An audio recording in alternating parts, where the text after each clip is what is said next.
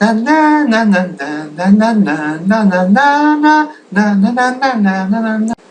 呀，機仔啊，你唔好周圍走啦，坐喺度咪好咯。哎呀，未停過你，阿爺帶你嚟印度玩，你開唔開心啊？阿爺問你一個問題，你知唔知阿拉伯數目字係乜嘢人發明嘅呢？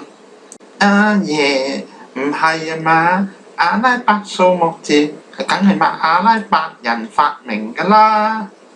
咁你就錯啦，其實阿拉伯數目字係由印度人發明嘅，你 check 下維基網站就知㗎啦。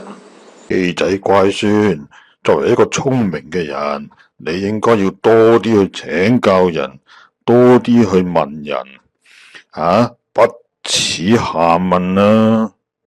知啦，阿爺，但係我有一個好簡單嘅問題想問你，乜嘢係1+1啊，阿爺？1+1啊，你答我啊！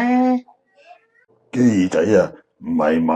呢個咁簡單嘅兒童問題，1+1啊，梗係等於2啦。唔係喎，阿爺，你以前話俾我知1+1係等於10，逢二進一啊嘛。呢個未係兒童應該問嘅問題。彪彪爺爺，你又叫我問多啲問題，一陣間你又話我啲係兒童問題，一陣間又係話我未係兒童應該問嘅問題，咁我應唔應該問你問題啊？彪彪爺爺，咁我應該問乜嘢問題啊？我真係俾你激死啊！你真係問題兒童嚟㗎。